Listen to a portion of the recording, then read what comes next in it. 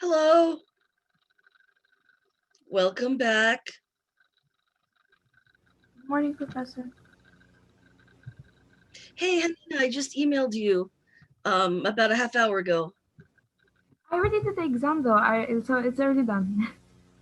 Excellent. Okay. I'm still grading everybody, so um I'm very relieved. Hopefully you guys have seen that Biden and Harris won. Trump is trying to keep it and is having a little temper tantrum, but I don't think that's going to work. He has technically lost and they're going to have to kick him out eventually, at least by January 21st or whatever, January 20th. Really, Secret Service agents will like escort him out if he doesn't get out. Um, so, guess what? Our democracy is safer, it's getting restored. Biden actually cares about COVID and wants people to wear masks. And Obamacare is sticking around. Yay! I feel very relieved. And last week was really rough. I'm starting to just feel more like a normal human being again. How are you guys? I'm fine.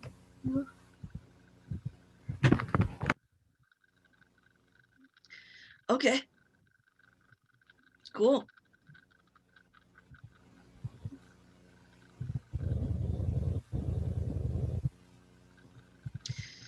Let's see. Wow, okay, 9 people.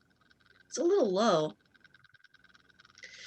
I need to use the little girl's room. That means, the bathroom. So if you'll excuse me, I'll just go do that and fill up my water bottle, and more people can arrive. And then I added office hours to the website. I made that easier. So I'll show you that. And I want to show you a new but small assignment that you have. And um,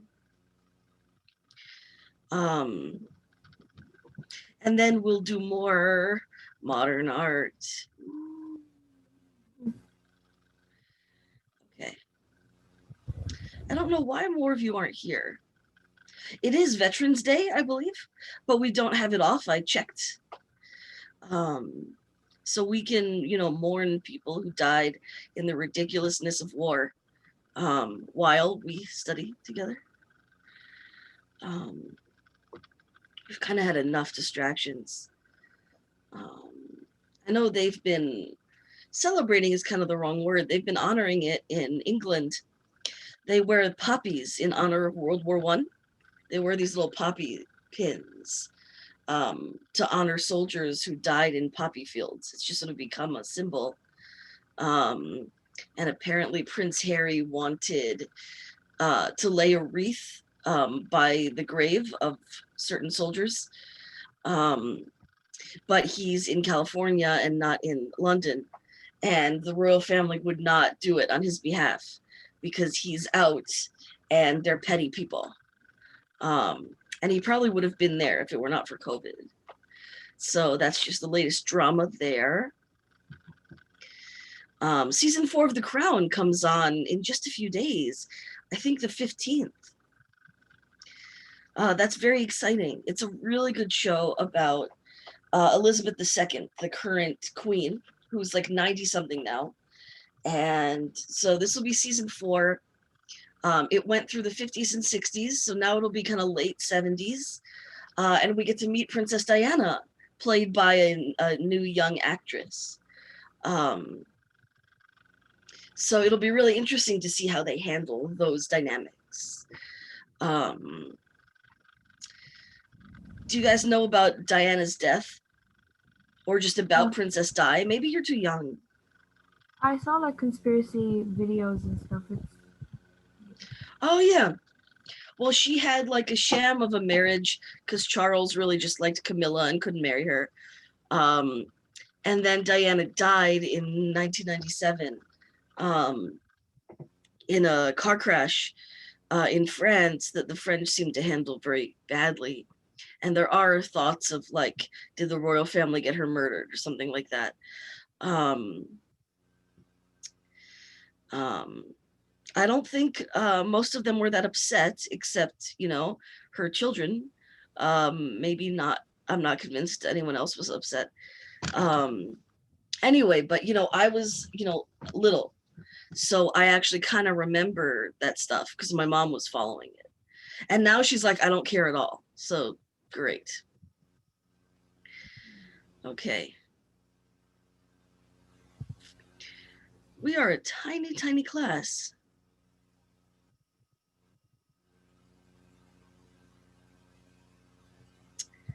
Okay.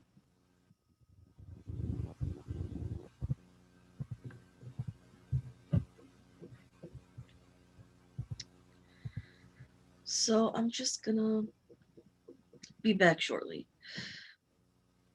All right.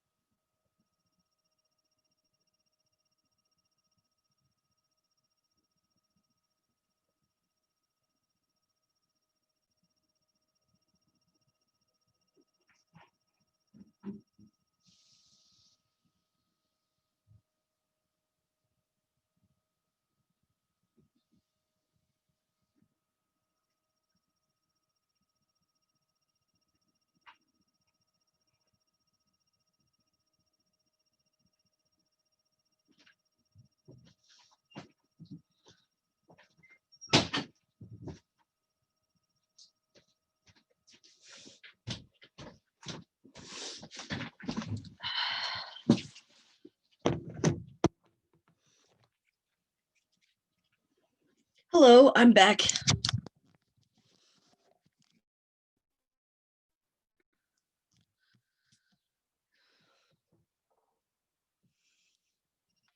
There we go. 12. All right, fine. So I'm gonna try to do a simplified attendance because I don't want to like announce every name that's not here. It's too many. Okay. But now that there's more of you, are you feeling good about the election? Yeah. Okay. I could be better. I mean, yeah, I always vote for Bernie. But Biden might be a good transition, getting us from like authoritarian right to center, and then maybe somebody else can then move left. Because like our country is not really left. I mean, it's ridiculous. All right, anyway, just some thoughts and feelings on that. Let me get into attendance.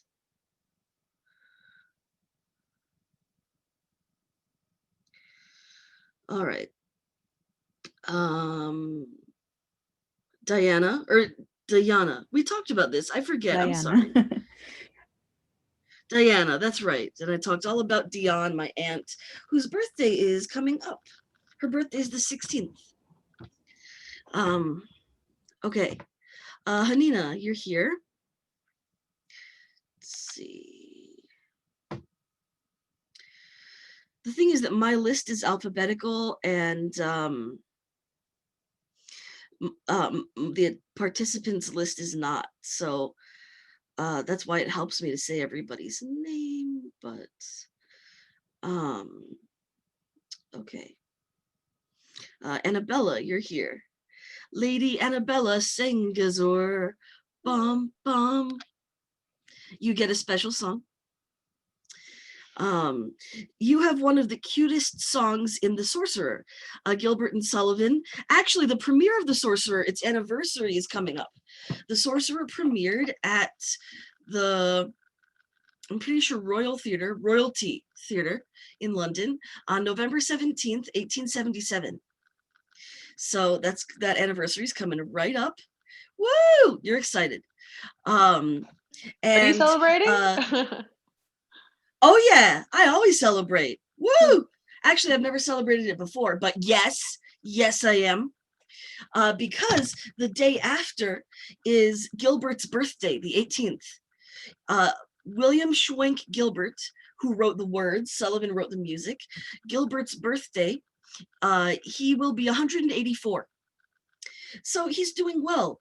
He's just off living in England. Isn't it cool that a 184-year-old is still alive?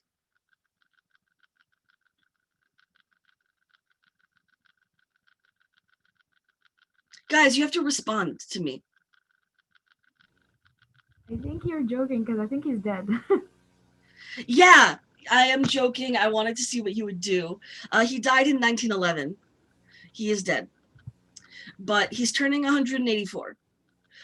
Yeah, he was born in 1836 and lived to 1911. Arthur Sullivan was 5.5 years younger, born in May 1842, died in November, everything's in November, but later, of 1900. So yes, they are dead. And if you're born in the mid 19th century, which is sort of where we are with art, you would be dead by now. They're all dead. Okay. Let's see. Yanilka, you're here. Hi, Iana. Iana, I don't quite have you been to a lot of classes? Yeah. Okay, good. Maybe when people don't speak, I don't remember as much. But I'm glad. Let's see. I don't know where people are. It's okay, they'll just be fucked. Carlos is here. Excellent. Hey.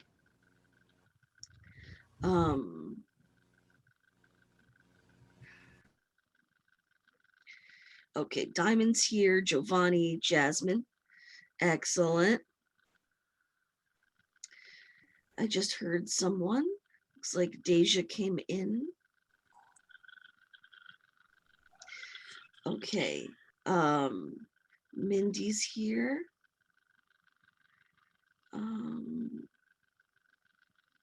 Maria's here.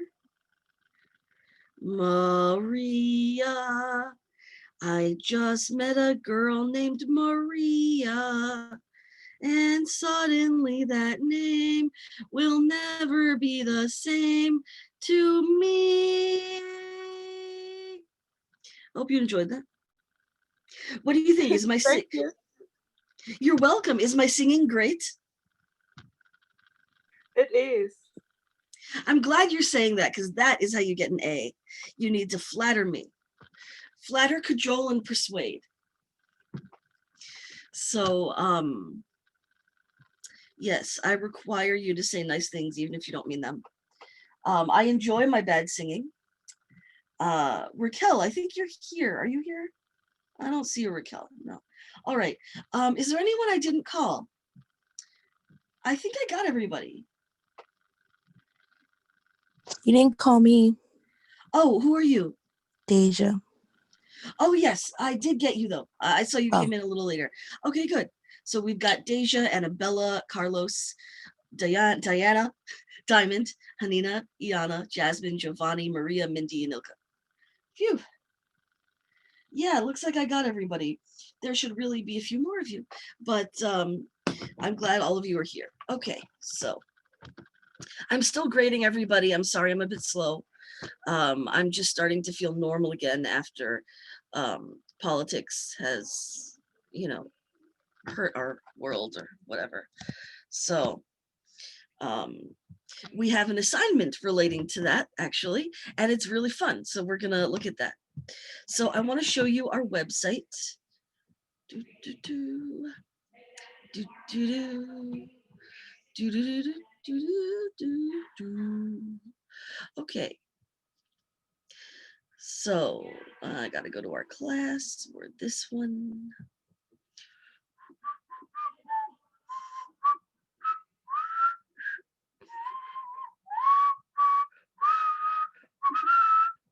That's the Sorcerer song that Annabella that you're in. So the song is really cute. It's Annabella and Marmaduke are older and they liked each other, but for whatever reason they married somebody else and now they're both widowed and their children are marrying one another. So don't worry, the children are not related. And the children are just like, oh my God, I love you so much. Oh, Alexis, oh, Aline. And the parents are like, hey, hang on. In my day, we did things slower. And so the loving older couple presents themselves to each other in this very chivalrous way. I hope you are well. I greet you most politely, that kind of thing, like a little bow. But then they do asides, which is sort of like, instead of talking to each other, then their soul kind of shares what they really think. So with each other, they'll be like, oh, sir, you are so polite. Thank you. And then when it's just their thoughts, it's adoration, fascination. Oh, I love him. I love him. I love him. Yes. Nice to meet you. And it goes back and forth. And it's very cute.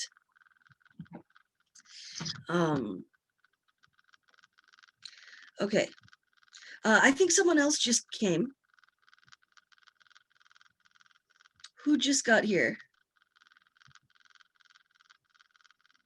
I don't even see anybody new. I don't know. All right. Anyway, notice, oh, I've got someone in the chat. Raquel. Oh, yes. Okay. Hi. All right. Guys, please, please, please, please, please talk to me. Please talk to me with words. Like, you should have technology good enough to speak to me. You're a student. You need that technology these days. Please be able to talk to me. It's a lot easier than following the chat. I'm having trouble getting my classes to actually speak. Like, I want to hear your voices. It's a lot easier for me, besides being more personable. Okay, so can you guys see these links over here? Yeah, I can see them. So I've got a link for office hours. I've got Tuesday, Thursday, Friday, 3 to 4. I don't love doing Friday. I've just made it available because I have 2 classes then, and people might want to meet in the middle of the classes. But honestly, that's a tough day for me. So I would really prefer it if you don't. Tuesday and Thursday at 3 is easier. And then I have a separate link for today. I teach till 3:15. I have a group after you guys. So then we can meet 3:30 to 4:30. So you should be able to just click these links and get in, but I'm just a little worried that they're not working properly. So I also posted this office hours info. So what you can do is click and it'll take you to this page that shows very clearly the links and password information for the different times. Can you see that? Yeah. Okay, good. Now, the way office hours usually works is that that's a time when you can just stroll by. And that's true, but, you know, I have to navigate a small studio apartment with my husband, who is going back to work now. I don't mean the second. I mean like you are back to work. My husband is being a little bit cranky. Do you have anything nice to share to my students? Cats exist. Did you hear him? Yeah. He Yes. said cats exist. Okay. Do we need to be so depressed? He just seems in a bit of a mood. Okay. So you know, it can be tough for me to manage everything in a small space. So what I would appreciate is if you email me or speak to me in class and say, hey, I'm interested in coming to office hours at Tuesday at 3 or at 3:30 on Tuesday or tomorrow at 3, or I would like some notice, because that would actually make my life easier, knowing if I need to be in my teaching spot at a certain time. So even though office hours, technically you can just drop by, it would really help me to know that you want to come at a certain time. So just email me, or in class say, hey, can I see you, at this time? So in office hours, we can go over exams, we can go over papers. If I haven't graded you yet, because I'm still grading everyone, we can meet in office hours and I can grade you right then and explain it to you. Like I can look at your midterm and say, oh, when you wrote this, that was a good point. When you didn't write that, or you had the wrong era, so I'm going to give you 9 out of 10 on this one. Like I can actually do it in front of you. Now that might be a little scary, I got to admit. I might be scared of that as a student, but it could be a really good way to learn, because you'll get your results very fast and you'll really see my thought process. And remember that I allow everything to be redone by the end of the semester. So you've got like a little less than a month. So, if your score on anything is lower than you want, you can still fix it. And I work on posting all of the classes, so you can watch anything that you miss. Aw, Jackie's walking by. Hi, Jackie. What a sweet girl. Come here. Come here. Jackie, come here. She's being a little shy, but she's getting some pets right now. Yeah. Yes. Okay. There's your more pets. Yeah. Yeah. Wouldn't it be great if I graded you guys like cats? Yes, that was such a good assignment. That'd be weird. Okay, so yeah, I wanted to make my office hours more clear, so that you can get whatever help you need. We can go over anything. We can even talk about, we can look at, if there are assignments you haven't turned in, though you should try to be on top of that yourself. But we can go over, clarify anything. But give me a little bit of notice, because, just sitting around when nobody's coming is a bit of a drag. And then my husband might need the space. So yeah, give me a little bit of notice. and we can, go over stuff, or you can get stuff graded faster right in front of you. Ooh. Okay. So that's that. I just added that right before class because I had been thinking all semester about how do I make this information a little easier to find, since I've never really done office hours this way before. We're pretty new still to online learning. So I just kind of improvised this, and I think it'll be good. Okay. So now I want to show you your assignment. It's small. It's not your final paper. We'll get to that. And you have quite a bit of time to do it. So you can see that on Blackboard. I posted a link, but you can also just go find it in the discussion board, because this will be really fun to talk about. So the assignment is called Political Memes. Can you see the screen? Yeah, we can see. Yes. Good. Okay. See, sometimes the screen, it can be weird. So I just want to check. All right. So I want to go over this assignment and my sample a little bit and make sure that it's clear what to do. I think this will be a really fun, interesting assignment. So, as you guys know, it has been a really chaotic time for American democracy. And a big way to respond to that chaos is through memes. And memes are images first and foremost, and they reference other images, like paintings, movies, other memes, all kinds of things. And so as budding art historians, we need to analyze them. So for this assignment, I want you to choose a recent political meme. You can just look on your Facebook wall, or you can do a Google search, right? Political meme, Trump meme, 2020 election meme, COVID meme. There are even articles that will show you like the 20 best memes or something. So this is quite easy to find. So choose a recent one. And I want you to post an image of it in the discussion board. We can go over that. I want the image in the board, not as an attachment. I want you to briefly describe what it looks like and analyze its content. So what is the meme expressing about political affairs? Perhaps who is it making fun of? How? Why? What's going on, basically? And I want you to explain all of this to our dear friends, Beavis and Butthead. So it's not for me, it's for them. Are you guys familiar with Beavis and Butthead? Yeah, I used to watch it a long time ago in MTV. Cool. Does anyone not know who they are? I saw them, but I never watched them on TV. Okay, well, you don't really need to know about them for the assignment. I just use them as an example. The example is because Beavis and Butthead are stupid. I mean, one of them is named Butthead. Like, how smart are you going to be? Have you ever heard of a Professor Butthead? That is a great name, though. And if you want to call me Professor Butthead, I will take that. So they're basically incredibly stupid. They can barely read, even though they're in high school. They just think about how to be with girls who don't like them and eating nachos. And that's like their whole day. They have no ambition, no skill, no talent, no motivation, no nothing.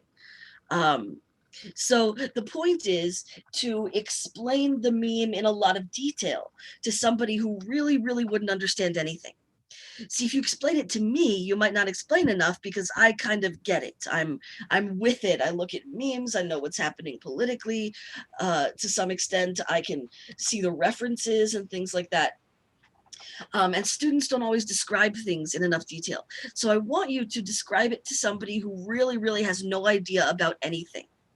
A good example that students gave me in another class is Patrick from SpongeBob SquarePants. Do you guys know Patrick? Yep. Yes. Yeah. Oh, hey, Will, welcome. Hi. You're in time we're talking about a small assignment where you get to analyze a political meme. Woo! Oh, guess what? Biden won. Not that I need to tell you that. Yay! Super excited. Oh, I was just all over the fucking place last week, and it really affected how I showed up in class. the whole thing was really rough and disappointing, and I'm getting to feel like a normal person again. It feels Whoa! great. I know, doesn't it? Oh my God, the last few days are like, oh, you know, I'm doing my awesome fathletics again. I consider myself a fathlete. It's a fat athlete. You know, when I was depressed about the election, I was just like, you know, in bed and skipping all my classes, and now I'm back to it, you know. Love it. Yeah. So so basically, you'll choose a recent political meme, and describe its form briefly and analyze its meaning. And usually it's parody or satire. It's making fun of something. So I do want you to spoil and explain the joke. Who's it making fun of? In what way? What's being said? I want you to spell it out to an idiot who would have no idea. So you might think, oh, everybody knows what a Karen is. Nope. So that's why I give the example that you could explain it to Beavis and Butthead. Or some students say Patrick from SpongeBob SquarePants, because even though Patrick is a sweetie pie, he really doesn't know anything. I mean, he literally lives under a rock. He's not gonna know. So I want you to explain it with such clarity that Patrick can learn it. Okay. What other examples might you have of somebody who would like really, really not get it? Like you really got to break it down for them.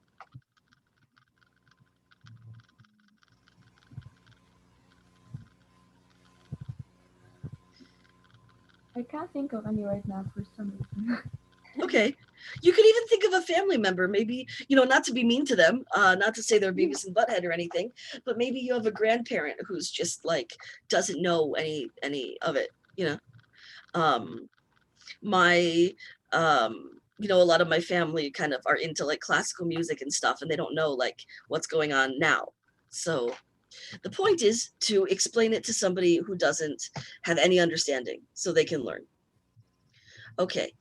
So, in summary, put up a picture. I want the picture in the discussion. Give a brief formal description, explain it, and just tell me if you think it's effective, if you like it, why. Yeah, so that's worth 20 points. It's not due till next Monday. I want to give you sort of a nice amount of time. I would encourage you to just get it done earlier. I give a cushion to just, you know, be nice because life is hard. But you know, it's probably a good idea if you can do it tomorrow or start it tonight or tomorrow or something like that. You have the weekend, which is nice. Okay. So Professor, yes.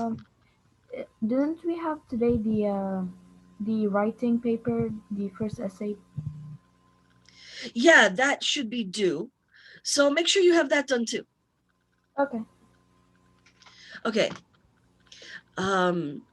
Also, I've set it up so that you can, sometimes I set the discussion board so that you cannot see what other people have done.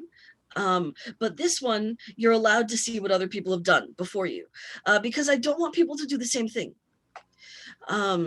So, you know, if you do the assignment earlier, you actually have more choices. Okay, so since this is a bit weird, but also fun, I actually wrote my own, and I thought I would go over it a little bit so you really see what the assignment is. Was there a question? I heard like sounds. Okay. So this is my version. So you can call the thread whatever. Okay. So this is my meme. Now notice how it's right in the discussion board. It's not an attachment. You can immediately see it. That's what I want all of you to do. Do you know how to do that? I can show you. Yeah, I know how to do that. Oh, good. Seems like people know. Okay. You got to press the insert image button. So save an image on your desktop, press insert image, then browse and get it from your desktop. Or I think you can do a link, but I tend to do the desktop, and then it'll just go right in. I might show you that after this because people always like do it wrong. Okay, so this is my meme. It's posted correctly right here. So, hey, Beavis and Butthead, let me explain this to you. Then I give a little description, naturalistic looking brown and black pipe, but the part of the pipe where the smoke comes out has been replaced with a picture of Donald Trump's head. So I do want you to, establish what are we looking at? I do want you to describe it formally. That doesn't have to be super long, but enough description that somebody has a sense of what it looks like. Trump's orange-brown skin and light yellow hair blend in with the chestnut brown of the pipe. So really, this is like a little bit of formal analysis. It says "Ceci n'est pas un président" in black cursive. I did not put the correct accents because it's harder in an American machine. You can, but I just decided not to bother. Okay, the French means this is not a president. See, you don't need to tell everybody that. A lot of people would know that, but since you're explaining to Beavis and Butthead, you do want to tell them the obvious things. Okay, so then, since this is referencing the famous Magritte painting, I included the original, shall we say. You don't need to do something like that. If it's helpful, great. If the meme sort of says enough without needing a reference, great. I just like to do that. So technically you only need a picture like this, but if another picture helps you, go for it. Okay. So the meme is referencing the above Magritte's famous painting, The Treachery of Images. And I'm explaining that Magritte's painting is getting us to think about representation. The text says it's not a pipe. It looks like a pipe. It's pointing us to the fact that it's a painting of a pipe, but we tend to see a representation as the real thing. We don't make the distinction. So then I talk about the meme. It's expecting us to get the reference to the Magritte. The meme tells us that Trump, like the pipe, is not the real thing. We can interpret this in two ways. First, Trump just lost the election, so he technically is not the president anymore. Second, the meme ridicules Trump by turning him into a pipe-like object and saying that in his foolishness, he's not presidential. The meme implies he's never been presidential, he's not qualified, and now he actually isn't president. So this is not a president either in terms of sort of behavior, decisions, or votes. Trump is to the presidency as paint is to a real object, a sad imitation. I think this is a really effective meme. It references Magritte's art. Sorry, my screen moved. In a way that shows an understanding of its meaning, and it makes Trump look like the illegitimate fool that he is, in my humble opinion. You don't have to, be super liberal about it, but I'm not going to hide how I feel. This meme shows us how we can alter famous arts and build on its meaning to comment on events today. And then I asked Beavis and Butthead if they liked it. They didn't like it because they just want me to shut up.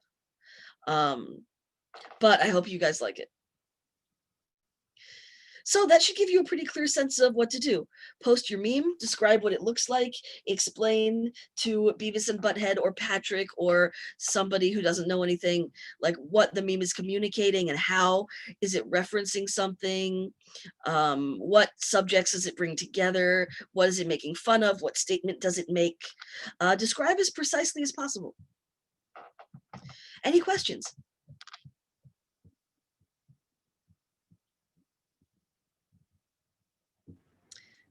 Nope. Okay, cool. This is something that you can have a lot of fun with. You don't have to do the election specifically. You could do a meme about COVID. You could do a meme about Karens. Something like current, maybe the last few months that's been going around. Okay. So I do want to show you how to put in the image because I always get too many mistakes. So I'm just gonna call this Lala. Okay, so what you click is this guy. So it's 2 away from the YouTube and it says insert edit image. That's the key. So you click there and then what I do is I browse my computer and I have something that I saved onto my desktop, like Brelpuff the cat.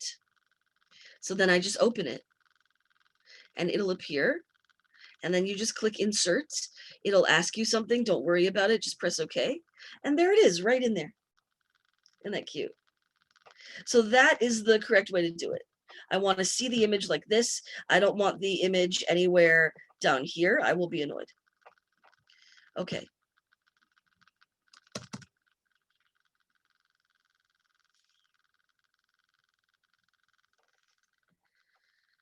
So that's the plan. I think you'll have a good time.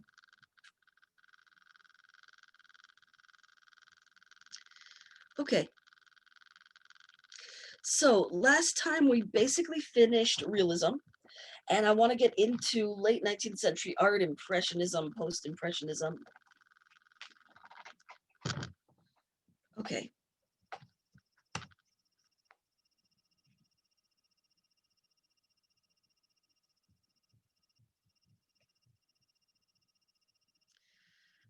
So, okay, I want to test something.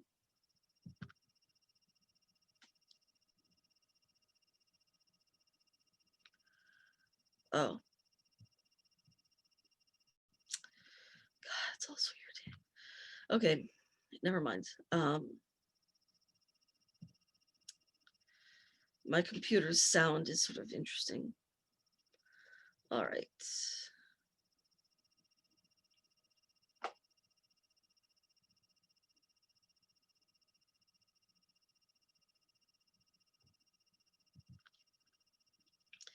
All right, I'm going to open a few.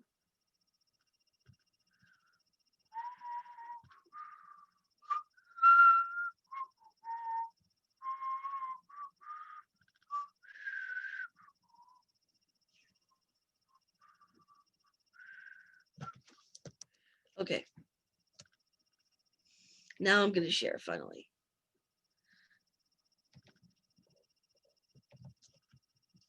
Okay. So we did realism last time.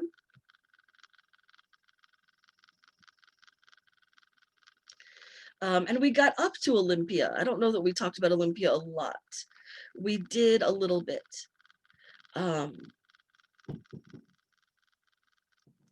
So remind me, why is she considered scandalous? The way, well, she's not a god or goddess, so Yeah. she's a mere mortal, so that's already scandalous.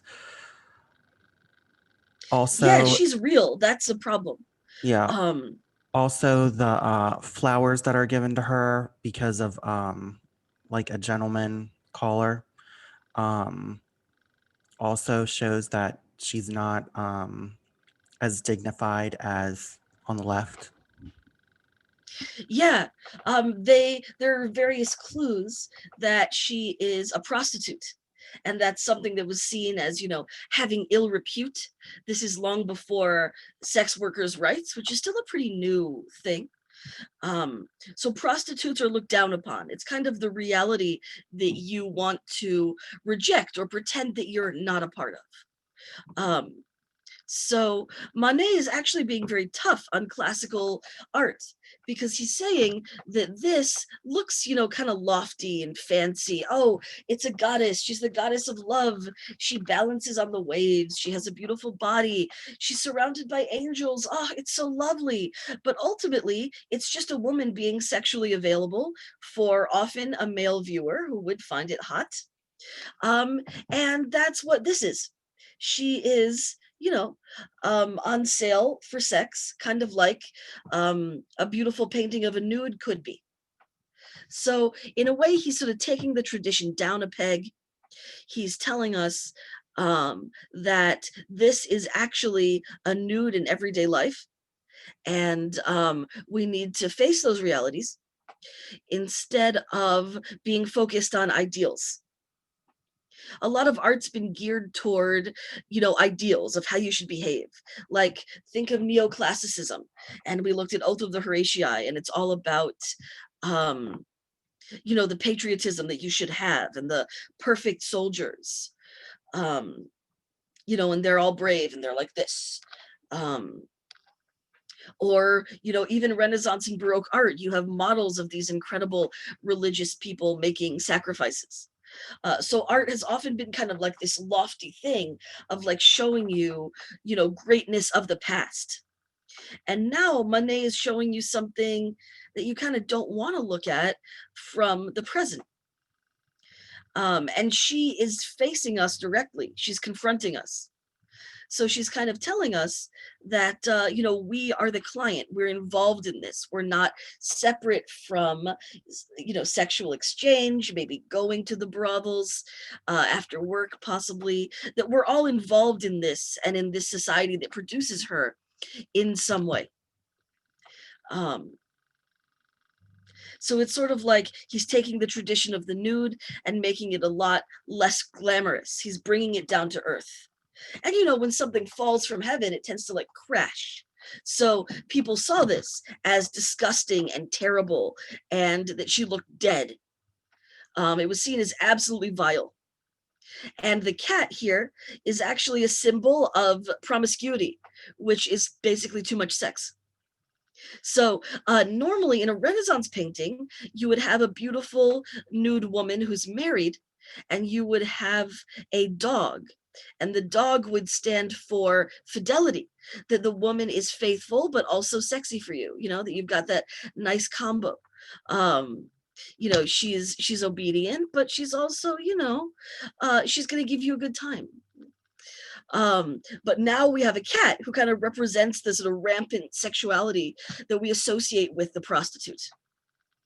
So the prostitute actually becomes a really, really important figure for modern artists, because the prostitute is like transgressive. She's in the middle of society, but she kind of goes against a lot of society's ideals about marriage and fidelity, and sex should be love and not paid for. So she's sort of like standing for going against the rules, but sort of in the middle of the rules. So for artists, she's kind of a way to blow up the system from within. She's the chink in the armor, so to speak. So a lot of artists will depict prostitutes. It's actually, it's kind of surprising. 1850 through maybe 1930s, it's a lot of hookers. And that's because that figure plays a crucial role. Does that make sense? Yep. Okay, good. In fact, even by the 1950s, there is a Jacques Brel song called Next. And in this song that I cannot play for you, sadly, because I have weird sound issues. Like you can hear me, but you can't really hear my videos. And I want to see if I can get my husband to fix it sometime, but I don't know. Anyway, it does help us keep a little bit on task, but I will explain it to you. So Jacques Brel was a Belgian singer, sang mostly in French, a little in Flemish, very, very famous. So you know how like Edith Piaf is so famous for singing in French. Brel is just as famous in French-speaking countries, if not more. I don't know why we only know Edith Piaf in America. It's a bit short-sighted. Brel is a bit more modern than Edith Piaf, actually. So his career was mostly like 1955 through 65. He retired early and bought a plane and an island and traveled around and smoked a lot and died of lung cancer rather young. Anyway, his songs are amazing and they're all by him. And so it's really excellent poetry besides also singing and melodies, and it's kind of cabaret style, and he just sort of wears a suit and he acts it out. And so he has this song called Next, and he sings about an experience he might have had because he was in the army as a young man. And in the army, they had brothels that would actually travel with the army so the soldiers could get their needs met. This is like a real thing. It's called a country brothel, but they would travel with the army. So he talks about a young guy going to one of those, and the guy is, little and a virgin, and he's just wrapped in a towel and scared of having his first experience. But he's in line because the woman is servicing all the soldiers. So she basically like screws one of them and then says next, and the next guy goes in. And, ad infinitum. They just sort of keep doing that. And so, you know, he sings like, oh, I was scared and I would have liked some tenderness, but the lady would just shout, next, next, you know. And so he sees her kind of representing society being kind of too military, like just do things in a row, follow the rules. Even though she's outside of the rules, she's still kind of like this representative of sort of what's wrong with everything in this song. And him feeling kind of humiliated about being next, even though he wanted to. So the prostitute becomes this sort of like figure to comment on society and what's wrong with society. She's the sort of transgressive element within. So this starts maybe a long trend. And here we can see how much this was criticized and hated. And remember, we also talked last time about how the naturalism of this is bad by standards of the time, or draftsmanship, which means like how well something is drawn. So, you know, notice that she is yellow and not, you know, as pink, which signifies being, you know, alive and healthy. So she's not as pink as this one. This one looks a lot more three-dimensional because of sort of the twist of the body, very classical. Here, it's a lot more flattened. And so Manet is telling us that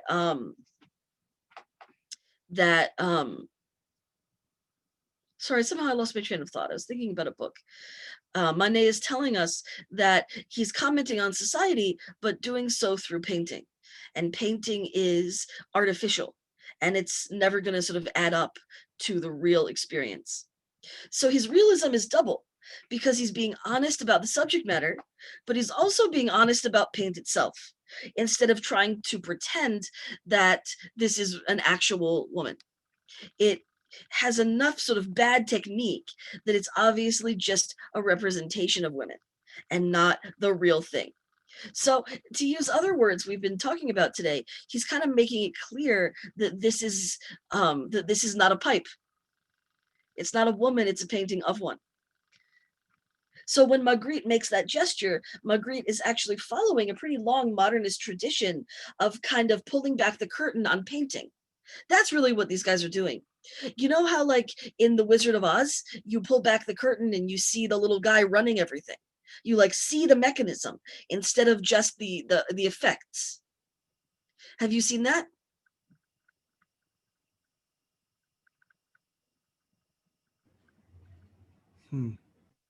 Really, that's not familiar? Okay. Maybe I can get a picture of this. So yeah, in Wizard of Oz, they pull back a curtain and you see the guy who's like creating all the effects. Imagine like being in a movie theater and you see all this scary stuff, but then you go in the back and there's like a little dude with a projector. You know, it sort of like spoils the illusion. So that's what these artists are kind of doing.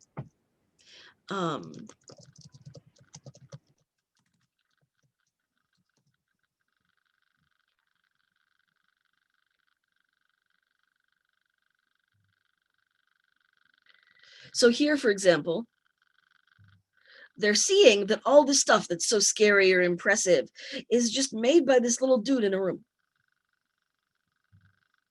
So what artists are saying is that all this stuff that looks so convincingly real is just a bunch of strokes on a canvas. And we need to be honest about that instead of trying to pretend that it's something else. So it is kind of like a radical form of honesty. Does that make sense? Yes. Cool. If you guys take literature classes, this principle of kind of reflecting on what the art form is very, very common in inventive modern art. This is not at all exclusive to painting. Literature does this too.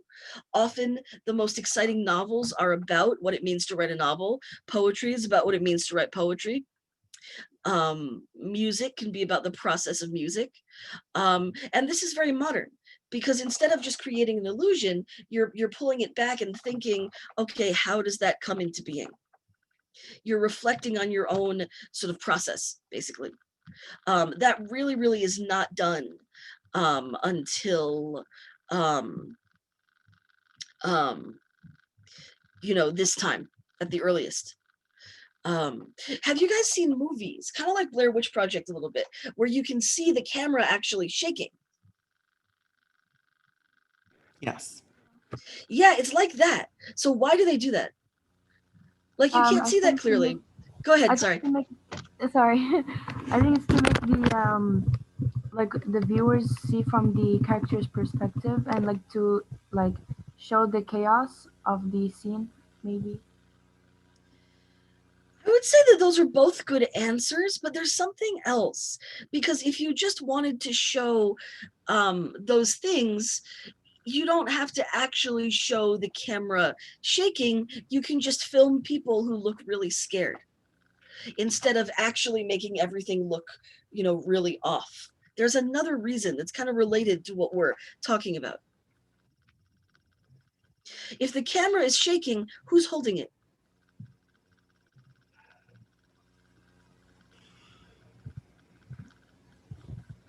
Well, it depends, because sometimes it could be just an observer holding the camera, or it could even be that person if they're doing like a selfie type video. Yeah, I basically just meant a person is actually behind the camera.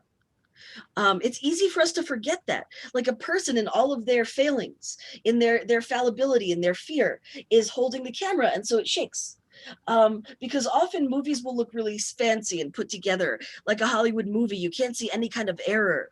You have the sense that this is just happening in front of you, not that it's a movie, that it's really just your life and you're watching them live. So when you actually see the camera move, it's telling you, oh, hey, this is actually a movie. There's a person manipulating a lens and holding an instrument, and that's why you see what you see. This is man-made. So it's that similar kind of reflection, that it's made by us and not just like a perfect version of reality. Like, there's a movement called New Wave Cinema, which was the late 50s and 60s in France. And they would actually show the director talking. They would show cuts. Sometimes Bob Dylan does this in music. You'll hear him talk between the tracks. So it's like all the stuff that's supposed to be behind the scenes, they put in front to show you that this is an artificial process and not just like a perfect, obvious product. So it's sort of like breaking it down, taking you into the process. So, we've said all semester that art is artificial. It's emphasizing that because that's honest.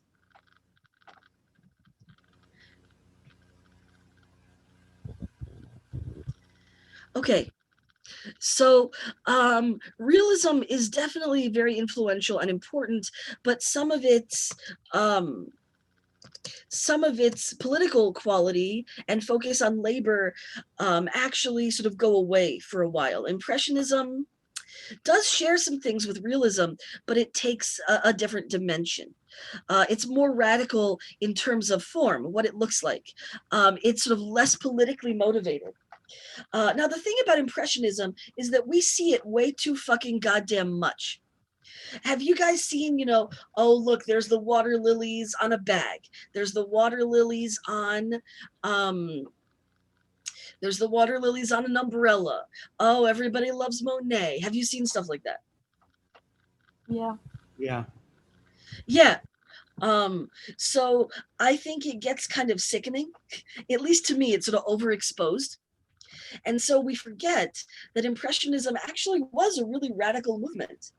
It did communicate really interesting things. It's easy to lose it. I think Impressionism is most interesting in terms of time. People tend to talk about light, which is very important here. But time is actually a part of that, and you'll see what I mean. So there's this idea, as we're becoming modern, that we need to paint this new modern life. We were talking last time about how people live in the city now, and a lot of people work at factories, and all these people are walking around, pre-COVID, you could walk without a mask. and they don't know each other. And so you're just kind of seeing things in a new way. And so modern life is very much about that process of being in these new cities and looking around.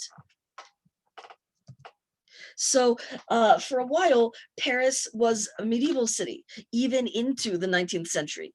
It had these tiny streets and buildings very closely packed together. Now, the problem with this, there are two different problems. One is that this is unsanitary because they didn't really have a sewer system in here.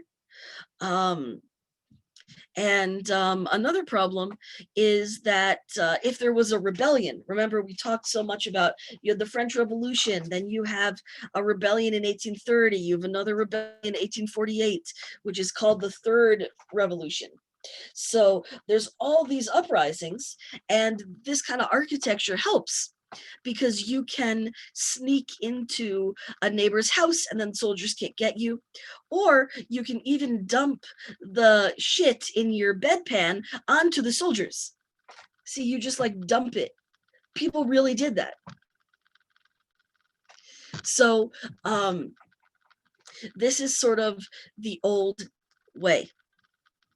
And so the ruler, Napoleon III, decides that this needs to go. We need a more modern city, and we also need something that I can control better. I meaning the king. So he gets this guy named Baron Haussmann, or Haussmann, if you're being French about it. And Haussmann was known as the demon of demolition. This is the ultimate gentrifier, because what he did is he just knocked shit down and people just had to travel and live somewhere else. Like, he didn't care at all. He just got rid of whatever he didn't want and made new stuff. So some of the new stuff, though, was actually pretty positive. So it's complicated. He was not at all thoughtful to anybody living in these areas, but he did help create a more modern city. So there are meaningful outcomes, even if it's not nice.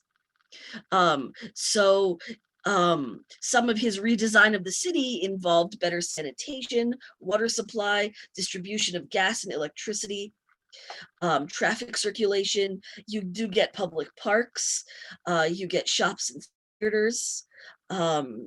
These little streets are destroyed so that you can have big boulevards.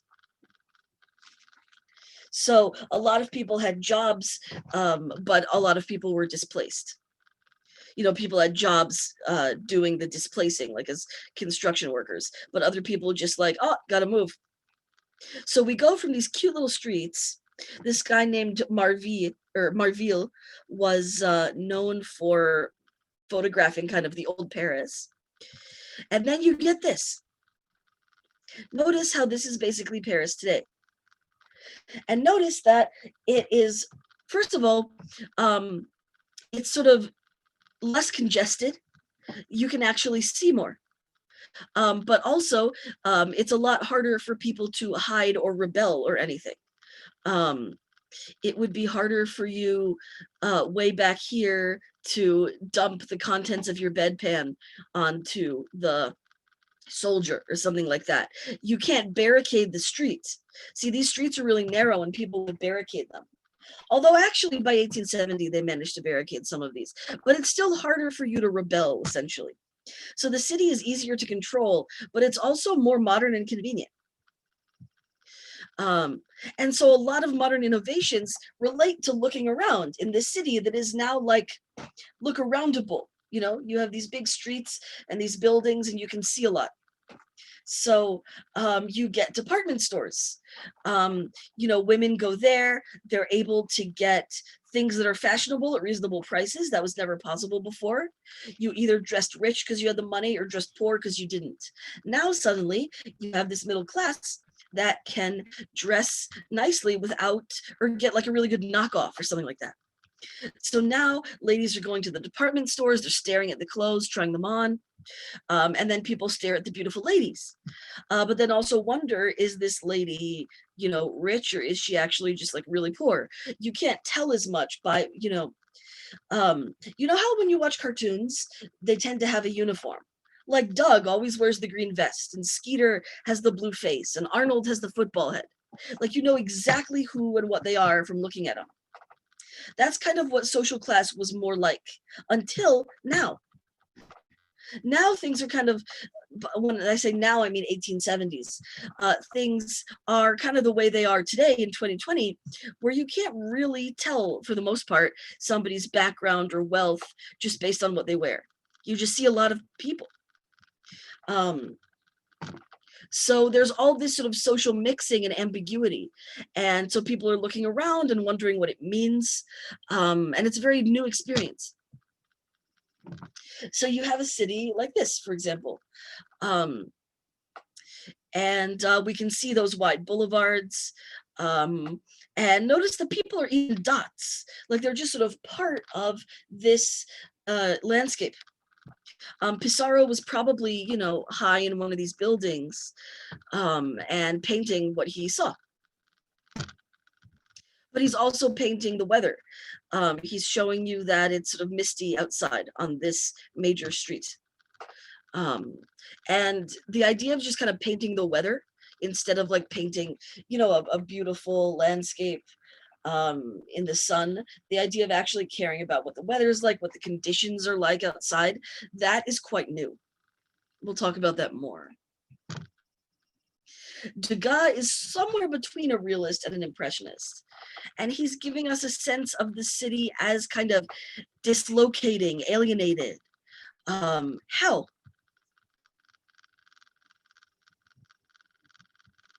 Could maybe take a few minutes.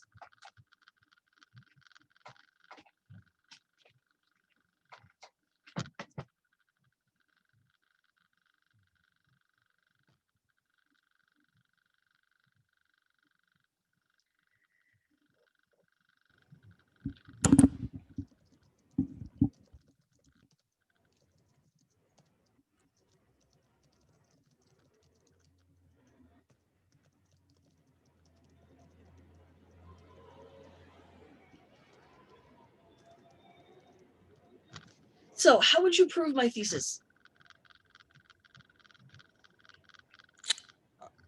Well, I mean, I would say that you're not seeing people interact. Yeah.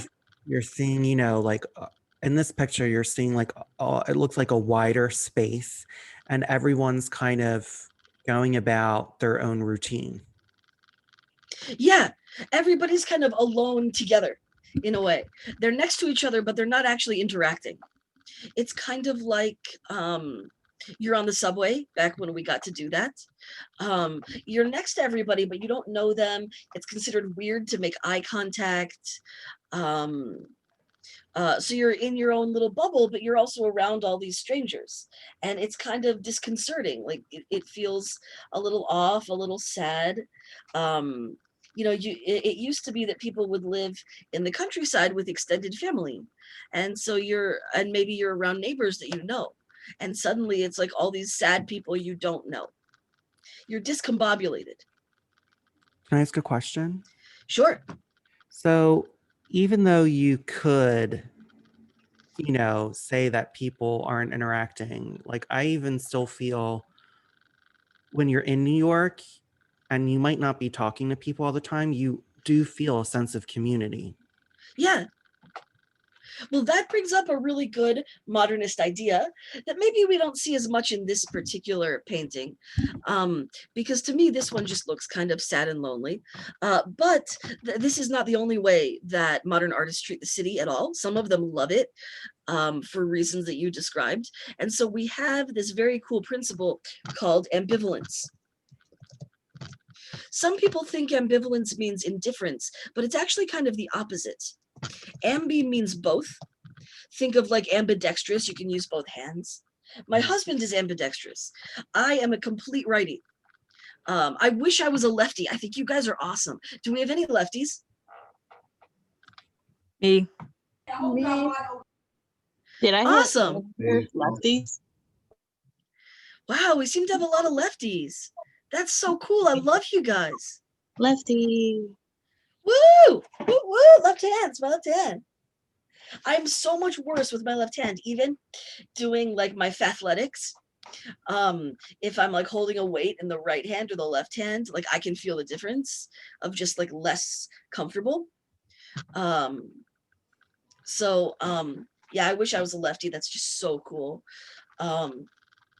Anyway, but ambi means you're both, or like an amphibian, that they live on both land and water. Anyway, okay, and valence is like you study sometimes the valent or a vector, things like that in geometry. Valence is like a direction. So it means that you sort of feel opposites at the same time. So it's literally love, hate, white, black. It's sort of the things that don't go together, the opposites, you actually experience both of them once. So there is a lot of ambivalence about the modern city because it can be seen as sort of alienating and sad. But as Will pointed out, it can foster a sense of community, but it can also be sort of fun to be alone in the crowd and weaving in and out. There is really excitement to it, and you get to look at all these different people and sort of think about what they're doing and what their life means, and you get to kind of explore all the little ins and outs of the city. So the city is actually like exciting and fun and inspiring, but it can also be sad and alienating. So it's really both. And some artists will maybe focus on one direction more than the other. They'll have one valence, but there is a lot of ambivalence about all kinds of things in modern life. And so the city is one of those, and technology is one of those. Because technology is really exciting, but think about us and iPhones today. You can get sort of stuck on it and maybe not really interact with real humans. I love my phone. I am into my phone. I actually think it's really annoying when people, criticize technology. I don't think it has to suck that much at all. I have so many useful apps for things. I just got this app called Bookly.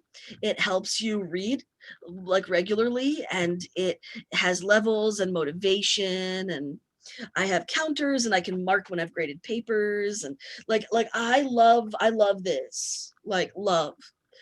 So I actually find it irritating when people criticize technology a lot.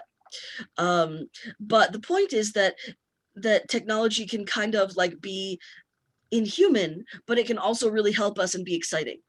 So in the modern period, when we have all these fast changes, there is a lot of mixed feeling about all of it. So Degas maybe is taking a more negative point of view here, but there are a lot of complicated points of view. And when we get to expressionism, which I hope to do soon, artists paint German cities, especially. Expressionism is largely a German movement, though they tried to be international. And you'll see paintings of Dresden and Berlin. And Berlin is kind of the Paris of Germany, or like New York, and they paint it in complicated ways that show that they're having all these mixed feelings. So here we really see kind of the lonely, disconcerting aspect of the city. And it's really odd that we just have this random empty space here. And I think it can kind of stand in for like that sadness, that feeling of isolation, that you're unmoored, you're not like attached to anything.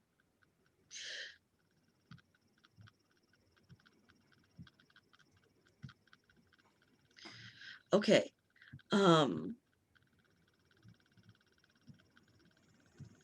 But at the same time, we do have the opposite perspective.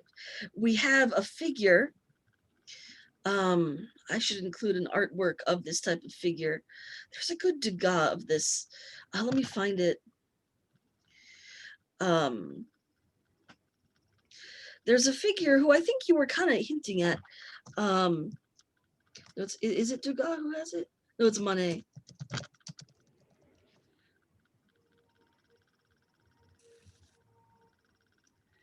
I mean, I'm not sure that that's what I would pick for that. Let's see what happens if I just do this. Okay.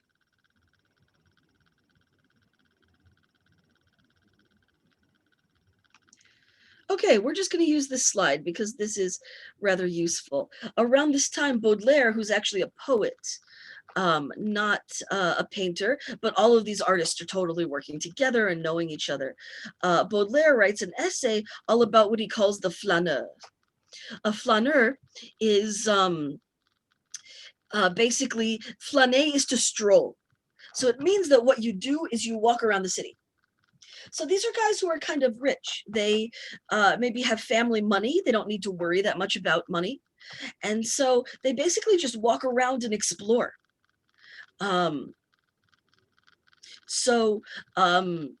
Yeah, they explore, they observe. It's like you walk around the city all day. You find those odd little pieces that are interesting, and you sort of derive a lot of insight from exploring the complexities of modern life.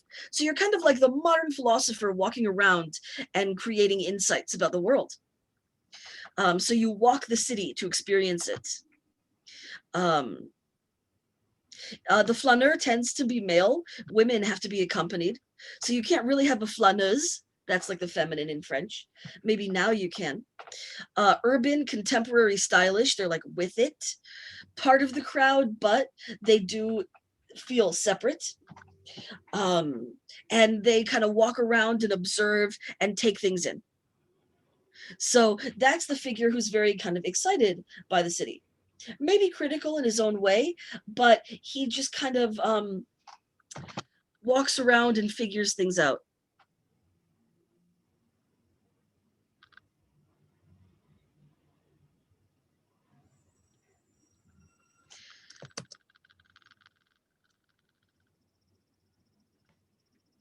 I should really put in a slide about him, gotta say.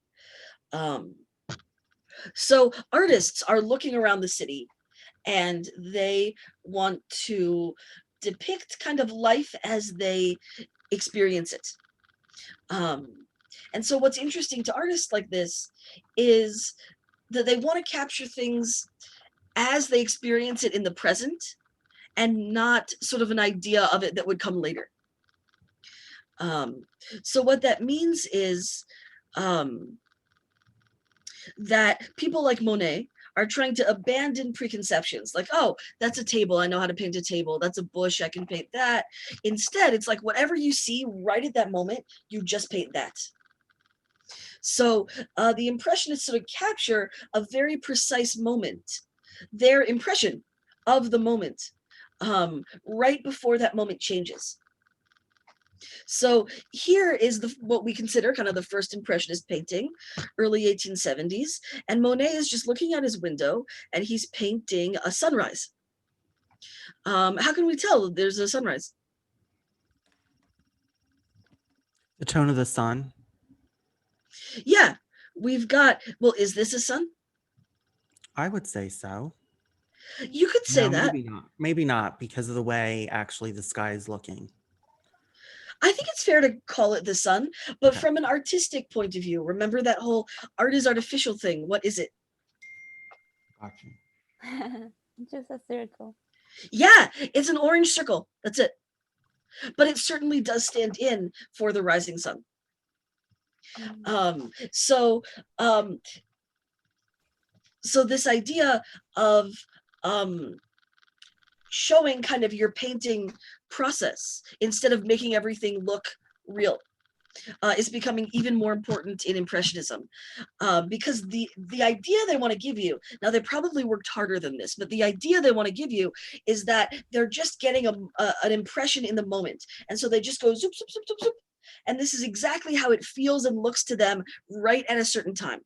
So maybe this is like 6:04 a.m. and the sun is just there and it looks to him like that dot. And it's creating this reflection that at any moment can move or change. And we've got some people on the water. What's this stuff? Besides being black paint. They are boats. We've got boats, but notice this. Oh, the smoke. Yeah, if there's smoke, what kind of building might it be? Factory.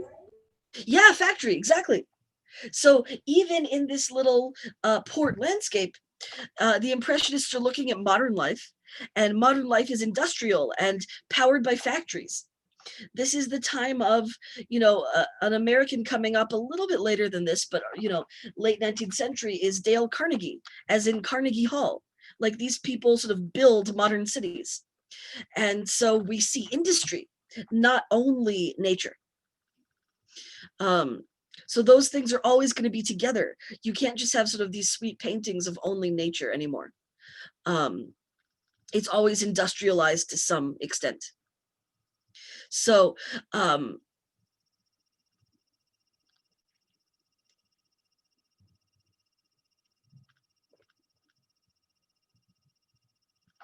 so Monet is actually giving a precise sense of the moment. Sun is coming up. What else do you notice about the weather?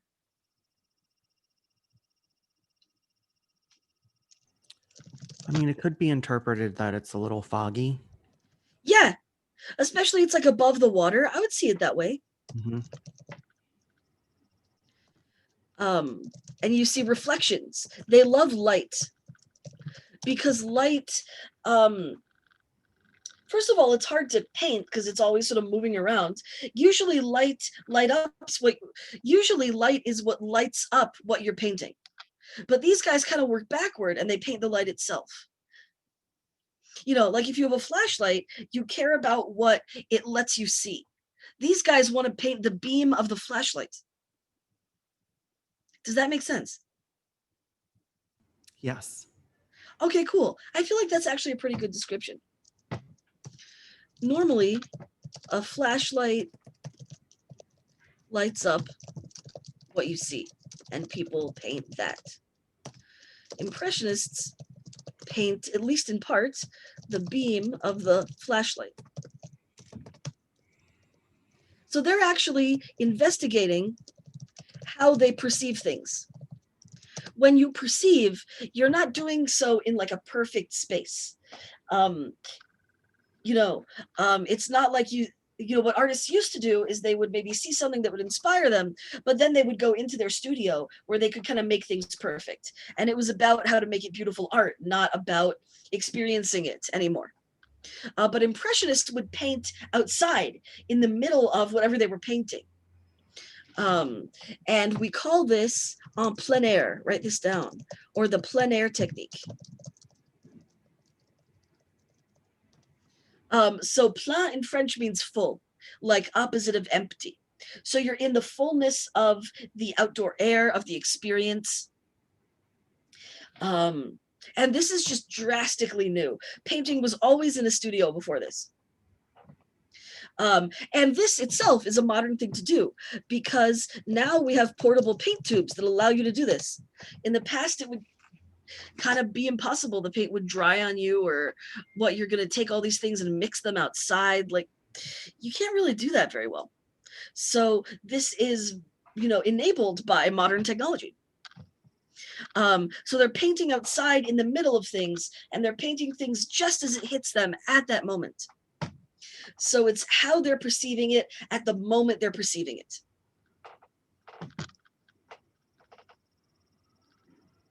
So what's kind of fascinating about this style, it's both a little bit old-fashioned, but also forward-looking at the same time. Because there is kind of a belief in the objective. There is a sense, there is the objective in that they are painting nature. Nature is outside of them. It's not colored by their emotions.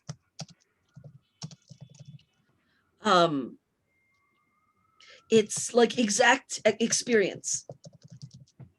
So like when I'm outside and experiencing something, it is exactly this. So they are trying to paint their reality as they know it. They're not like infusing it with other things. It's not like really symbolic.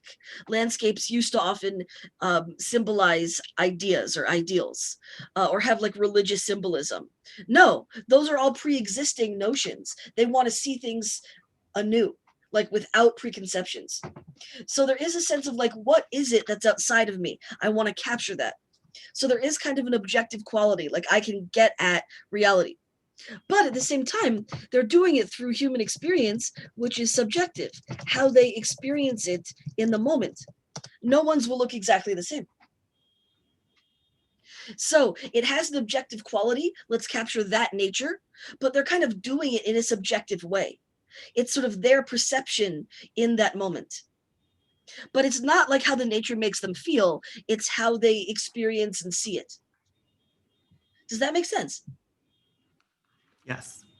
Cool. Yeah. It's a little complex in a way that I think is kind of fascinating. So, you know, what's interesting is that the way that we tend to see Impressionism now is like, oh, that's so pretty. Oh, what a nice landscape. Oh, those are so beautiful colors. That's what people kind of get about it, I think.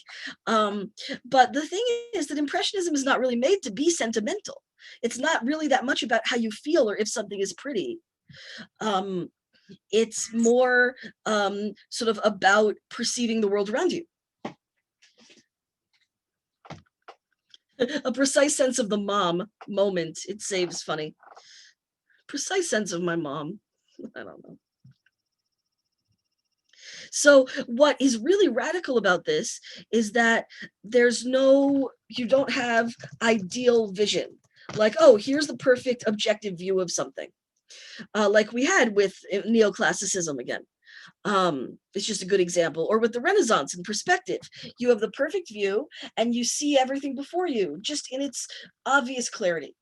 Now, vision is contingent. It's based on other things like atmosphere, light, weather. Things depend on other things. So it does matter what time of day it is. Is it misty? Is it snowy? It's a little bit like a science experiment. Okay, when conditions are like X, I see Y. It's really kind of like that, at least for many. But there is a reason that Monet is so fucking famous, because I do think that he illustrates the principles of Impressionism very clearly and accurately, in a way that I think is clearer as well as more interesting than a lot of other Impressionists. Like Monet is the king of this thing. At least in my opinion. There are some women artists, which is great. And we'll see them and they have their own incredible importance. But I think Monet just captures a lot of really important principles. Also, one misconception that people have about art at this time is that it's influenced by photography, because we can see these things as a snapshot. You know, maybe the next minute the boat is going to be over there or over there. So it's just like that freeze frame kind of. Now, we can say that from a modern perspective, that it has a snapshot quality. I don't mind that. What I do mind is that photography was a baby. Photography was born in 1839 in Paris, and the exposure times were very, very long. So you couldn't take a snapshot photo of anything. So the snapshot aesthetic exists in painting before photography. People are very into the photography inspiring the painting. Absolutely not. No, absolute misconceptions. You will hear that bullshit and it's wrong. I'm just sort of sensitive about this. Or there's this idea that because you could now take pictures of objective reality, artists were free to do what they wanted or something like that. But that's absolute bullshit, because we've seen realism kind of loosening the reins on making stuff look real anyway. Like painting is doing that. You don't need photography to enable that. And photography has its own battles over, is it an art or do you just press a fucking button? So that's not solving anything. So a lot of these ideas are kind of maybe looking backward with what we think photography is now and applying it to that time, which is absolutely wrong. So I'm open to saying it looks like a snapshot. You just can't say that they had snapshots then. Really, most sources, like including your textbooks, will have this wrong. So we can see that we've got all these like choppy brushstrokes.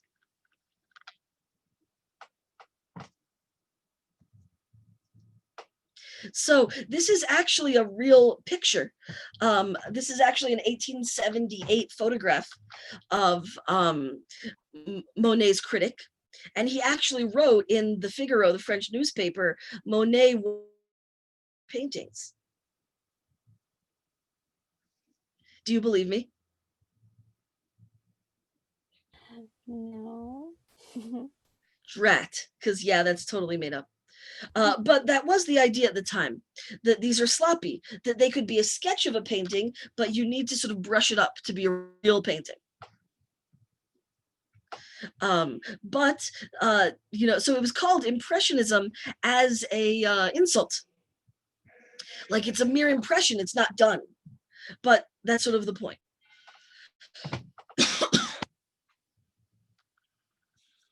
So what is now kind of picturesque was considered just like sloppy. Okay, this is actually like a really fun exercise.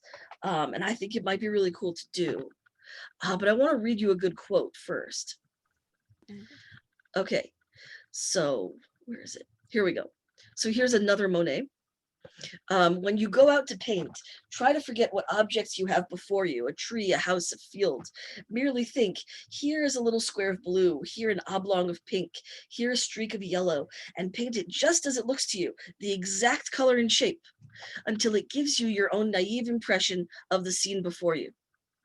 See, so you're getting rid of ideas from school of how you learned to paint, and instead, you're sort of like recreating painting through just what he calls naive perception. Naive meaning not with ideas or thoughts or education attached.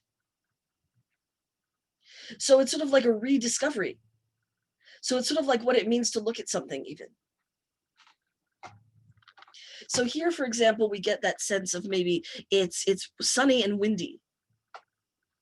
Monet is really much more interested in atmosphere than people. Like his people are always just kind of little. I mean, there are some where they're a little bigger, but people are not that crucial for him.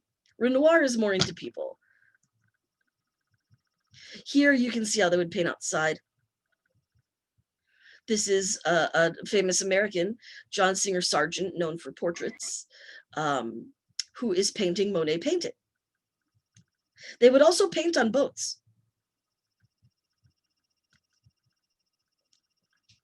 And they created their own exhibitions because the salon that we studied, considered their work sloppy and crappy and wouldn't accept it. So they're like, you won't show us, we're going to show ourselves. And they did. Though they had quite a range of people. Degas is somewhere between realism and impressionism. Gauguin is really a post-impressionist. We've got Cassatt and Morisot, the women, who are awesome. Pissarro is an impressionist. We saw Tio, yeah, he counts. He's English, actually. Yeah, so they had a bunch of these.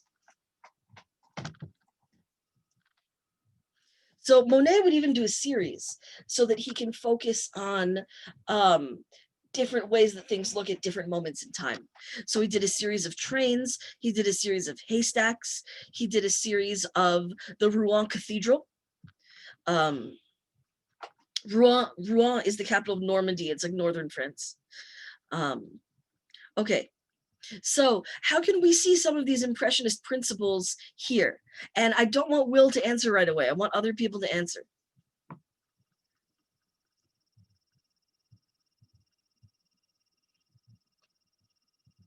Okay, let me give you 2 minutes and write down a few little bullets about how is this impressionist. And then people who are not Will and not Hanina need to share with me, or else your participation grade goes down. I'm gonna give it 2 minutes.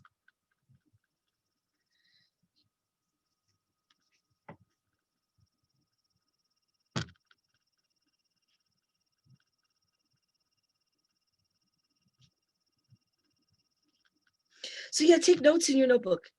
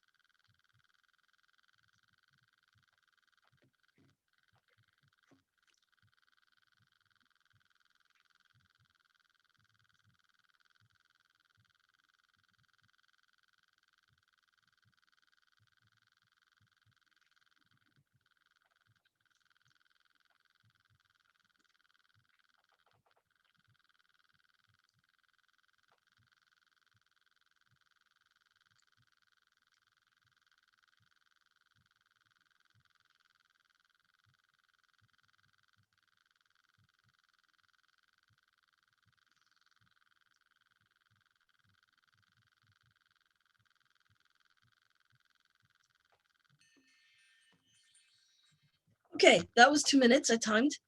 Someone go ahead. How do we see Impressionism? We can see Impressionism because Monet is painting what he's perceiving, such as the atmosphere, the smoky atmosphere. He is in the train station. He mostly paints the city, like the modern city, Yeah, and you can tell it's very sunny, and yeah, he paints the shades. So I would say mostly it's Impressionism because he's capturing the precise sense of the moment. It's yeah. a sensation coming toward him. Yeah, the train is sort of coming right towards us. And so you can imagine that at the next moment, the train will maybe be over here or be over here. That we know that it's moving and about to move more. So yeah, we get a precise moment. We're certainly seeing like the modern city. We can see modern buildings. A train is like the most modern form of transportation. It was a really big deal. There's a novel about that took place on trains called The Human Beast. And it related this guy's like desires to the sort of mad run of the train by Zola, who's a writer at this time who knows these guys. Yeah, we have the sense of smoke, but also clouds. They sort of merge together. Yeah.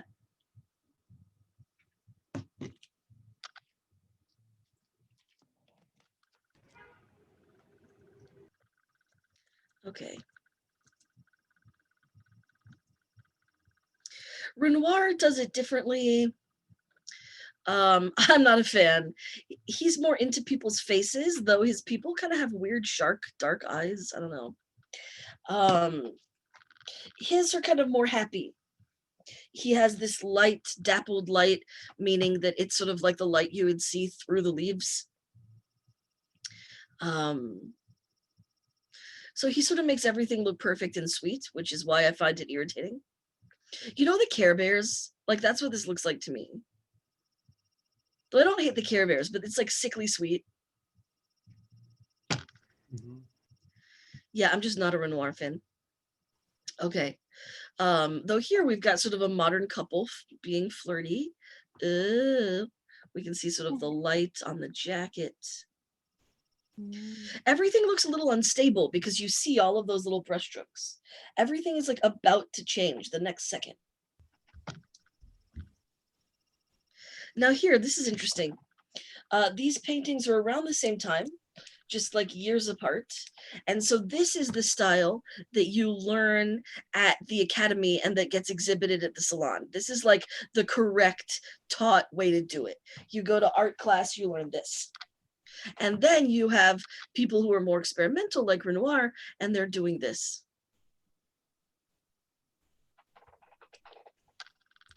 So we can see how the naturalism and illusion of 3 dimensions is kind of loosening up.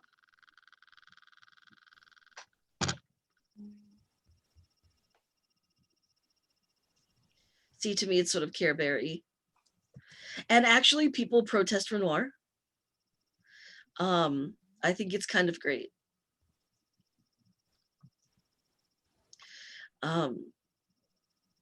Okay, so another important aspect of this time is that Charles Garnier builds this big opera house. And the opera house, kind of like the rest of the modern city, is all about looking at stuff. Because not only are you looking at the architecture and then you go in and you look at the opera, but also people stand on the staircase and look at each other. You know how like when people go to the Oscars, you look at what all the women are wearing? Mm-hmm. So that's what this was. All the women would like stand on the staircase and, you would see their fashions, and God forbid if 2 of them have the same dress, So the audience is really kind of on display for the audience. And looking at the people of the opera is as much the show as the opera. What was interesting about the opera is that women could actually go there without being accompanied by a man. So we also have a female artist, Mary Cassatt, who is painting a woman who is in the loge. A loge is like a big sort of bench seating area, kind of like a nicer little spot you get to sit in. So it's sort of like, you can have a group in one of them. It's not a lodge. People tell me in the lodge. A loge is actually a type of seat. And so we're in this modern society where you don't have to work all the time. You've got your time off, and people's pleasures tend to involve the visual, which is sort of like today. Our pleasures are often like, I'm on Netflix, I'm on YouTube. We're like looking at shit. So that's what they're doing. And then, you also have sound and all kinds of stuff. So here we have kind of a lot of looking happening. Tell me, who's looking at what? There is a man that is kind of looking at her in the back. Yeah. And what does she maybe seem to look at? To another person. The opera. Or the We don't know, which is interesting. Yeah, you could think that she's looking at the opera itself, but it might actually be intermission. It's hard to know. People say, oh, it must be intermission because the lights are up. But you actually don't know that because at least in England, and I don't think it was different in France, a lot of theaters would actually be bright the whole time. So I don't feel that we can say for sure this is intermission. But it certainly gives us a certain ambiguity. There isn't a clear meaning, which is very, very modern. The modern world is not clear. Is our democracy going to fall? Are we, when you're in Times Square, you're looking at so much shit that it's dizzying. Are we going to die of a pandemic? Like things are not certain the way that they seem to be at one time. And so we have that, our world is different from theirs, but we have that too. Things are sort of less certain. And so painting is embracing ambiguity, like a lack of certainty, instead of just, here's what this means. So we don't know for sure what she's looking at. She could be looking at some guy she thinks is cute. She could be looking at a woman who's her friend. I don't think this would necessarily be painted at the time, but we could make a little stretch that she's looking at a hot girl and she's gay. That would be awesome. She could be looking at the stage or the actual opera going on. But she's looking intensely at something, and the guy is looking at her because he's pretty clearly checking her out. So how could we interpret the fact that she is not looking back at him?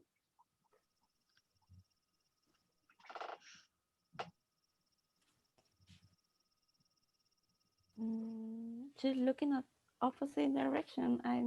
Yeah. I don't know. If we draw a line, maybe we can see she's looking to the other direction. Yeah, but I'm saying, what might that mean? Like, is she trying to impress the guy checking her out? Or she's completely disinterested. Yeah. I think it's very understanding to kind of read this in a feminist light, that she is taking control of her vision. You see, the woman is often looked at. Think about The Bachelor, The Bachelorette. So Tayshia is the new Bachelorette. Does anybody watch? Is it just me? It's always just me. There's been a lot of controversy this season because Claire got to look at her guys on Instagram. And so then she knew who she liked going in. And then the moment she met him, she's like, Dale is my husband. And then he proposed marriage after like 4 dates, and they're still together months later. So the season ended early because she didn't care about any of the other guys there. There were like 20, 30 guys, and she only wanted Dale all the time. So she just got engaged to Dale, and they quit the season. And then they brought in a new girl, Tayshia, to be the new Bachelorette. So you actually have a season of the show while Claire's just off hanging out with Dale.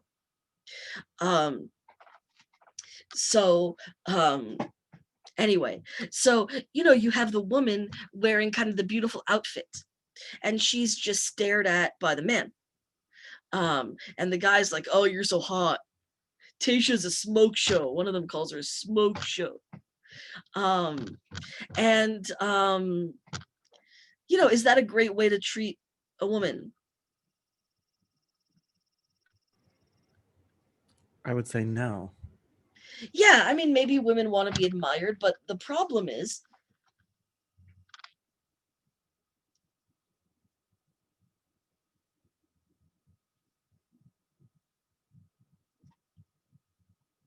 that basically we often have kind of a tradition of the man objectifying the woman.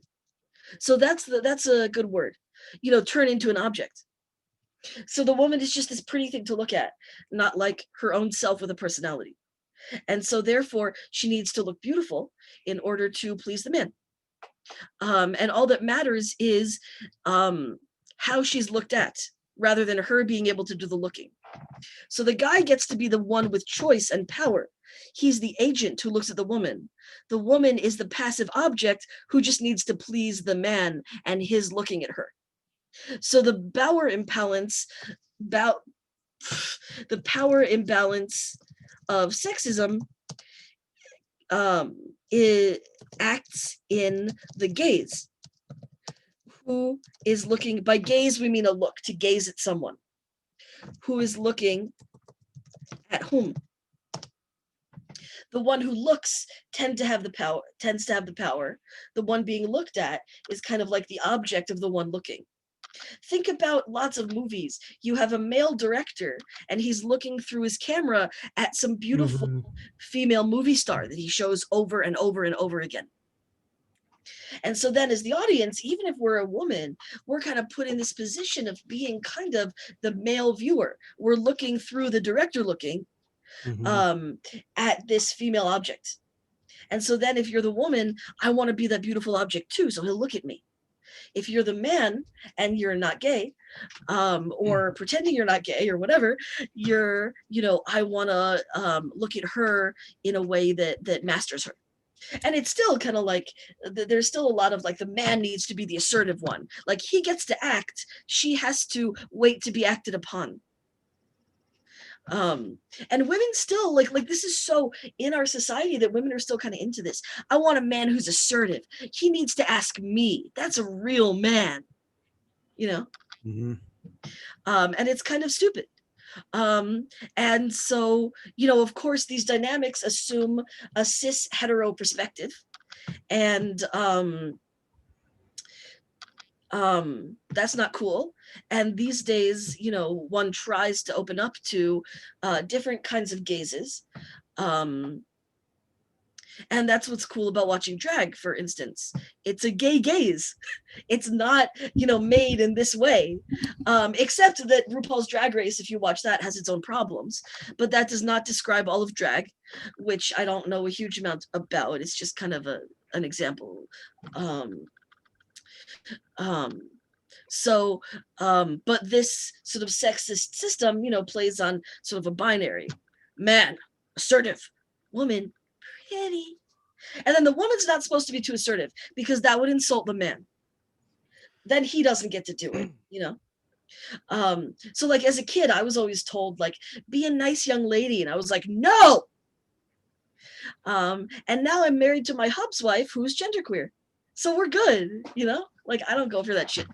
And my husband has really long hair. I actually want a haircut. All of our like hair ties are for him. I don't wear hair ties. Yeah. So if you see any like hair things or scrunchies, he wears the scrunchies. Anyway,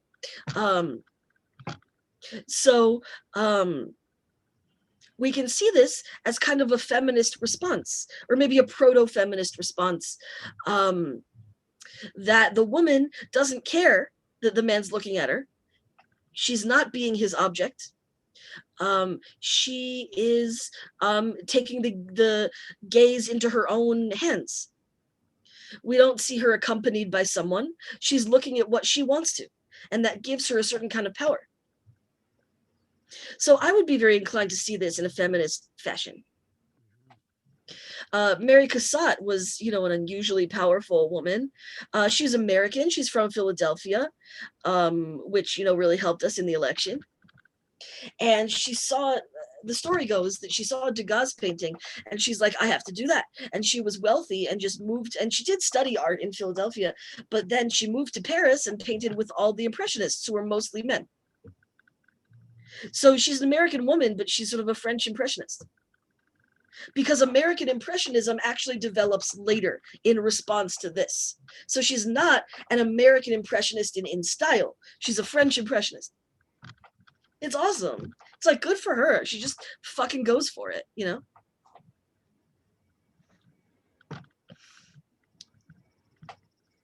Okay, and there's a great podcast that addresses a lot of this. Though the podcast seems to feel that it's not feminist because the man is sort of interrupting her in a way, but to me that actually makes it more powerful because she's ignoring him.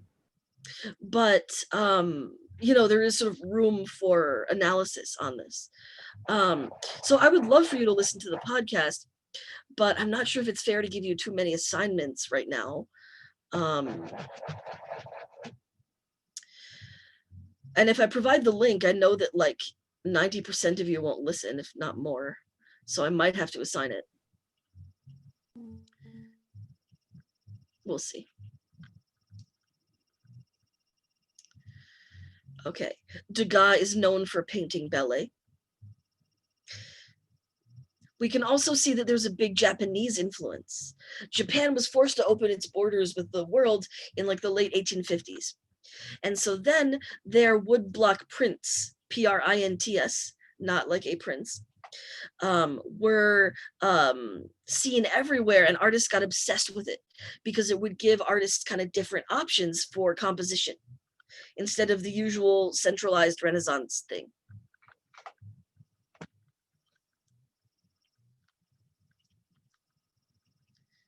Haystacks, notice he shows you kind of the same object in different conditions.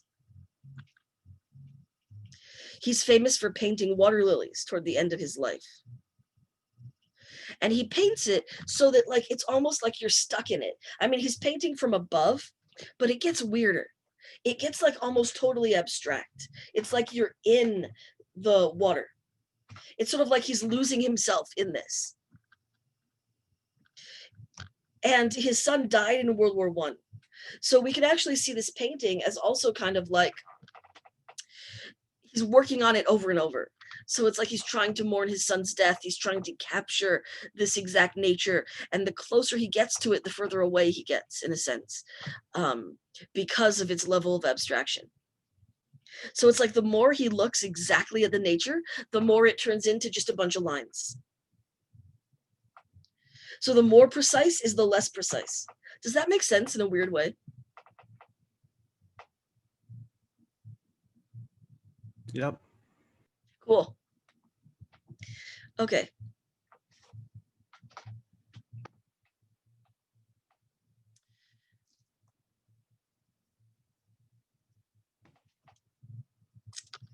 Okay.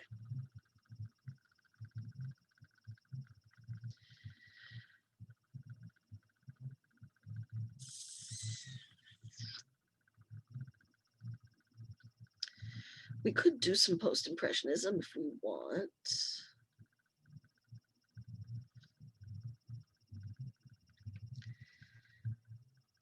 I don't know.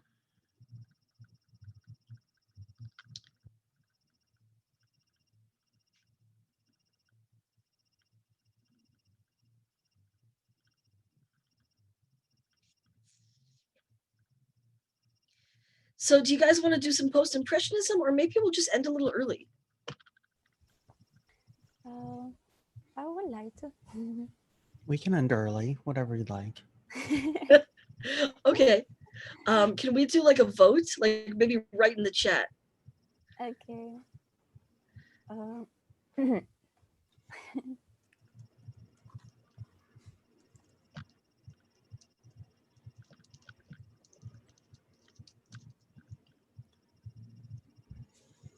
People aren't even writing in the chat. Okay. Maybe you're just sort of done. Most people want to end early. Okay.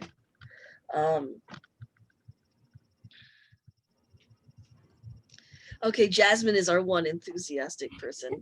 Okay. Oh, so many end early. May as well. But guys, like you should actually like talk during the class. I did not hear from Mindy. I did not hear from Ayana. I did not hear from Raquel.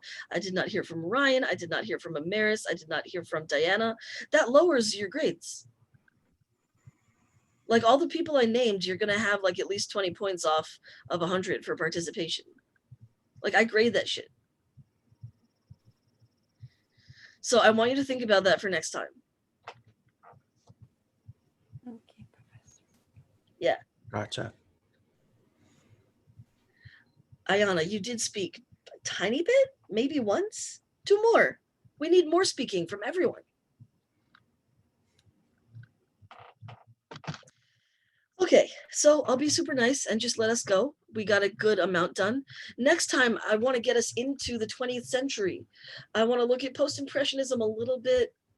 There are certain parts of it I find irritating. I don't want to spend forever on it. But I'll still show you kind of like 2 major approaches, generally. Actually, it would be good for me to assign you something on Cezanne that would help you. Cezanne is kind of hard. Okay. And then we'll even get into like expressionism, which is super fun. Okay. Yeah, and I'll see you next time. All right, thank you. Stay out of trouble. Thank you. Thank you. Oh, Bye. Professor, Yes. do you think I can meet with you during your office hours on Friday? Yes. Yes. Friday at 3 is doable. Yeah. Okay, Friday at 3, and I have to enter the link that you post on Blackboard, right? Yes. Oh, hi, Lucy. Did you just get here? We're ending. That's bad timing. You guys should try to come to class on time. If you're more than 20 minutes late, it's going to hurt you. Sorry, yeah, I've been here for like maybe almost an hour, but I got here definitely very late. You've been here an hour? I haven't seen you. I'm glad. Okay. Yeah, I mean, I logged in at like 12 something. Okay.